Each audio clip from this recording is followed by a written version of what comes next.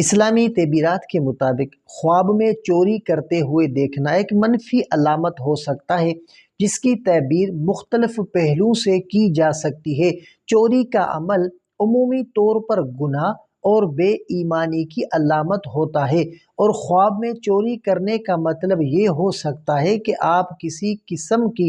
ناپسندیدہ یا غیر اخلاقی سرگرمی میں ملوث ہیں، یا آپ کا ضمیر کسی بات پر پریشان ہے۔ چند اہم نکات جو اس خواب کی تعبیر کے متعلق ہیں، جو آج کی اس ویڈیو میں آپ کے ساتھ شیئر کروں گا، تو توجہ کے ساتھ سنیے گا کہ سب سے پہلی تعبیر کے گناہ یا بے ایمانی کی علامت۔ چوری کرنا اسلامی لحاظ سے ایک سنگین گناہ ہے۔ سورۃ المائدہ کہ اگر آپ خواب میں چوری کرتے ہیں تو یہ آپ کو اپنے اعمال پر نظر ثانی کرنے اور اپنے معاملات کو صاف کرنے کی طرف اشارہ ہو سکتا ہے۔ اور دوسری تعبیر کے دنیوی خواہشات، یہ خواب آپ کی دنیاوی خواہشات یا اس بات کی نشاندہی بھی کر سکتا ہے کہ آپ غیر قانونی یا ناجائز ذرائع سے فائدہ اٹھانے کی کوشش کر رہے ہیں، یا آپ کا دل کسی مادی چیز کے پیچھے بے چین ہے۔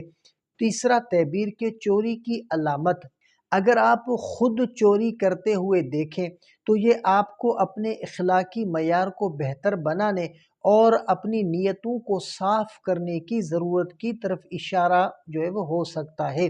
اگر خواب میں آپ نے کسی کا مال چوری کیا ہے تو یہ ہو سکتا ہے کہ آپ کا دل اس بات سے پریشان ہو کہ آپ نے کسی کے حقوق کو پامال کیا ہے۔ چوتھا تعبیر کے فکر اور ضمیر کی پریشانی، بعض اوقات یہ خواب آپ کے ضمیر کی آواز ہو سکتا ہے کہ جو آپ کو کسی گناہ یا غلط عمل کے بارے میں آگاہ کرتا ہے جس پر آپ نے دھیان نہیں دیا۔ معاشرتی تعلقات، چوری کے خواب کا یہ بھی مطلب ہو سکتا ہے کہ آپ کو اپنے تعلقات میں کسی قسم کی بے ایمانی یا دھوکہ دہی کی فکر ہو، یا آپ کسی کے ساتھ بے وفائی کر رہے ہوں۔ اختتاماً، اسلامی تعلیمات میں خواب کا تعلق انسان کے ضمیر اور اس کے اعمال سے ہے، اور یہ خواب آپ کو اپنی زندگی کے کسی گوشے پر غور کرنے کی دعوت دے سکتا ہے۔ اس خواب کے بعد بہترین عمل یہ ہوگا کہ آپ اپنے اعمال پر توجہ دیں، توبہ کریں اور اللہ سے ہدایت کی دعا کریں۔